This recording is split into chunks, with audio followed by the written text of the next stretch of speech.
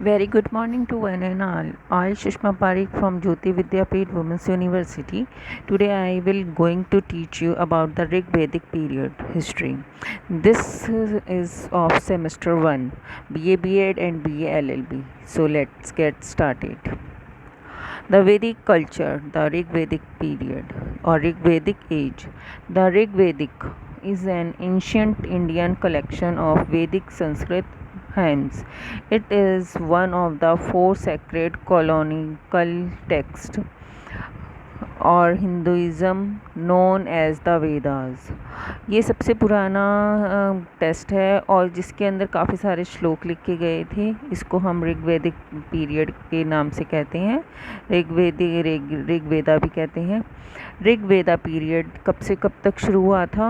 1500 BC से 1000 BC तक। BC उल्टा चलता है इसलिए आपको ऐसा दिख रहा है, क्योंकि आप जैसे आगे की ओर प्रोसीड होते ना, उस टाइम पे ये बैकवर्ड चलता था उल्टा। तो 1500 बीसी से लेकर 1000 बीसी तक ऋग्वेदा चला।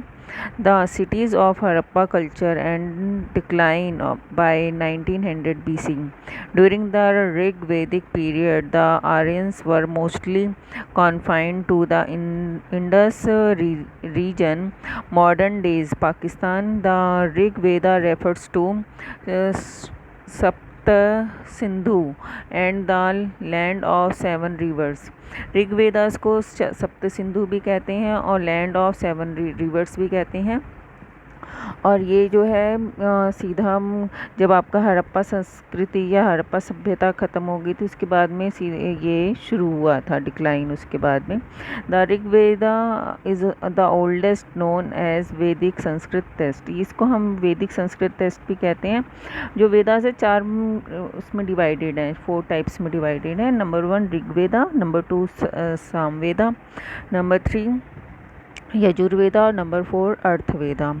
Rigveda is the oldest religion text in the world. ये सबसे पुराना रिलीजियस टेस्ट है पूरी दुनिया का।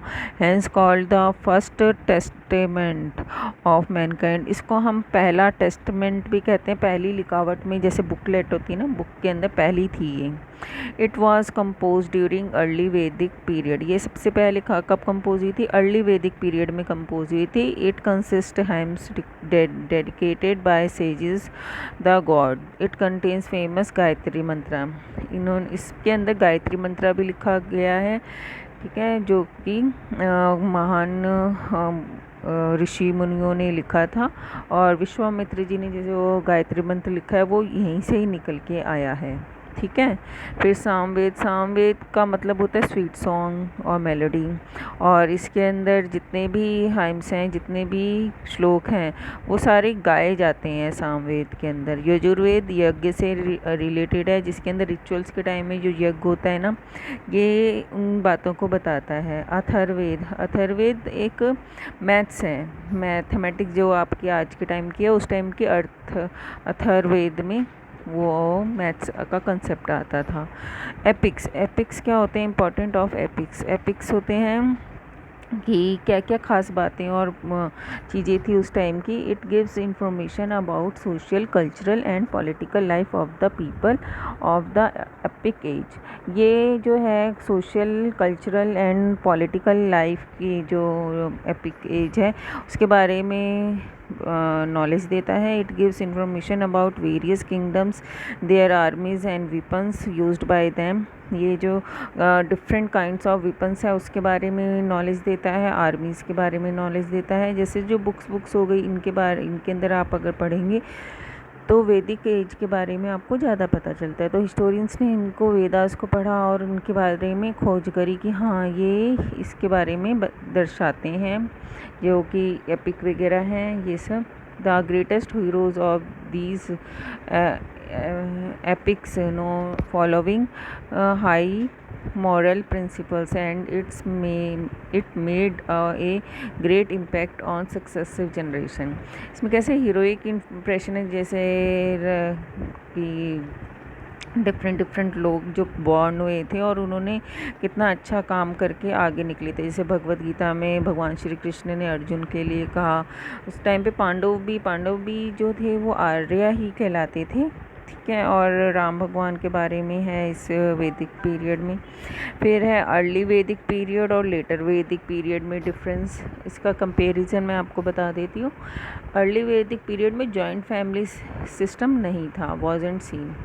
वुमेन एम्प्लॉयड इक्वल स्टेटस, उनको इक्वल स्टेटस प्रोवाइड होती थी। Rigid caste system wasn't seen, जो रिजिड कास्ट सिस्टम था ना, 4 भागों में डिवाइडेड था, ब्राह्मण, क्षत्रिय, ये शूद्र और वैश्य। इसके अंदर वो जो सिस्टम था उस टाइम की सोसाइटी थी वो डिवाइडेड नहीं थी।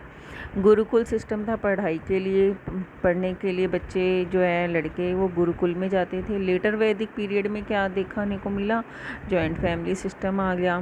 स्टेटस ऑफ वुमेन रिड्यूस, उस टाइम पे वुमेन का जो स्टेटस है वो गिरता गया। और rigid caste system was seen, rigid caste system जो था ना, जो 4 भागों में डिवाइडेड थी सोसाइटी, वो देखा गया। और Gurukul system of education was further continued and enlarge, उसके बाद में ये कंटिन्यू रही थी पर और ज़्यादा इसको बढ़ावा मिल गया था। ठीक है, और ऐसे ही है आगे जो कंपैरिजन मैं आपको बताती हूँ। Comparative study of early and वैदिक इकोनॉमी के बारे में इसके अंदर डिफरेंस किया हुआ है। इकोनॉमी जो है अर्ली वैदिक इकोनॉमी, इसके अंदर जैसे नंबर 1 पॉइंट है, अर्ली वैदिक इकोनॉमी के अंदर इकोनॉमी थी domestication of animals was primary occupation of agriculture was secondary occupation. जो एनिमल्स को पालना और उनका ऑक्यूपेशन करना ही पहला प्रथम ऑक्यूपेशन था, और बाकी सारे ऑक्यूपेशन सेकेंडरी एजुकेशन ऑक्यूपेशन में आते थे। फिर है लेटर वैदिक इकोनॉमी, इसके अंदर agriculture was primary occupation and domestication of animal was secondary occupation. इसके अंदर एग्रीकल्चर को प्राइमरी ऑक्यूपेशन कहा गया, और जो बाकी के थे एनिमल को पालना और एनिमल हस्बेंड्री वगैरह करना, ये सारे सेकेंडरी ऑक्यूपेशन में आए। फिर है many were engaged in trade and commerce, बहुत लोग ट्रेड और कॉमर्स में भी एंगेज रहे। Traders guild had formed and with use of coins and better transport facilities led to growth in trade and commerce, कि ट्रेडर्स काफ़ी ज़्यादा फले फूले आगे बढ़े और इन्होंने और ज़्यादा इकोनॉमी को स्ट्रॉन्ग बनाया। फिर अर्ली वैदिक इकोनॉमी के का है 3rd point, occupation included weaving capacity, pottery, craft in gold and silver. जो इन सब का होता था ऑक्यूपेशन, क्राफ्ट का, सिल्वर का, गोल्ड का, इन सब का। और लेटर वैदिक पीरियड में था कि इसके अंदर फिजिशियंस और म्यूजिशियंस आ गए थे, लाइक डॉक्टर्स और ना म्यूजिशियंस, सिंगर्स, ये सारे लोग आ गए थे जिन्होंने अपना अलग अलग ऑक्यूपेशन अपनाना शुरू किया। अब है कि 4 टाइप्स में सोसाइटी डिवाइडेड थी, मैंने पहले भी आपको वीडियो में बता चुकी हूँ कि 4 भागों में थी, शायद आपको भी पता होगा। पहला था ब्राह्मण, क्षत्रिय, वैश्य और शूद्र। ठीक है, इसके बारे में आपको पता होना चाहिए वैसे तो कि कौन कौन थे। इन्हीं के अंदर ही जो है सोसाइटी डिवाइडेड थी। ब्राह्मण हो गया प्रीस्ट, क्षत्रिय हो गया वॉरियर, और वैश्य हो गया बिजनेसमैन, शूद्र हो गया लोग जो वर्क करते हैं वो। फिर फैमिली जो इनकी अलग अलग टाइप में थी, जैसे ऋग्वेदिक एज के अंदर जो फैमिली थी वो बहुत ही family was the basic unit of society. इसकी सबसे पहली यूनिट जो है सोसाइटी बनाने में जो हाथ देती है वो फैमिली देती है। Joint family system was scene, इस टाइम पे जॉइंट फैमिली सिस्टम देखी गई। ऋग्वेदा सोसाइटी वाज पैट्रियार्किकल, ऋग्वेदा की जो सोसाइटी थी वो पैट्रियार्किकल थी, मतलब कि पोइट्रिक थी, बहुत सारी कविताएं और सॉन्ग्स लिखे गए। Grihapati was the head of the family, grihapati होता है जो हेड होता है ना सीनियर मोस्ट फैमिली का, उसको गृहपति कहते थे। वही जो है चलाता था घर। और लेटर वैदिक पीरियड में no joint family system was seen, कोई भी जॉइंट फैमिली सिस्टम नहीं देखने को मिला। पोजीशन ऑफ वुमेन भी बहुत ज़्यादा अच्छी नहीं थी। इसमें भी यही प्रॉब्लम थी कि पोजीशन ऑफ वुमेन के अंदर काफ़ी ज़्यादा जो है डिफरेंसेस थे। इसका मैं आपको बता देती हूँ।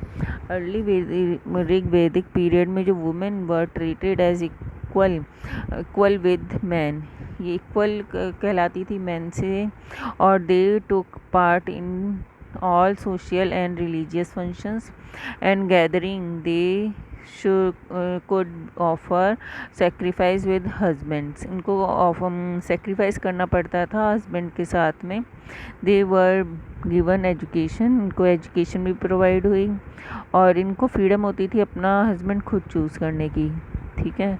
और इसके ऑपोजिट है लेटर वैदिक पीरियड, इसमें स्टेटस जो है वुमेन का रिड्यूस हो चुका था और वो सोशल और रिलीजियस फंक्शंस के अंदर ही पार्टिसिपेट करती थी बस। Few women received education of high order, कुछ औरतों को, कुछ महिलाओं को एजुकेशन प्रोवाइड होती थी हाई ऑर्डर की। Widows weren't allowed to go to remarry, widow को कोई आज़ादी नहीं थी रीमैरी करने की, रीमैरिज होती है वो। Polygamy was one major especially in higher section of the society। तो ये था आपका position of women. I think आपको ये वाला टॉपिक समझ में आया होगा ऋग्वेदा का। नेक्स्ट वीडियो में मैं और दूसरा टॉपिक लेकर आऊँगी। तब तक के लिए thank you. Stay safe, stay happy.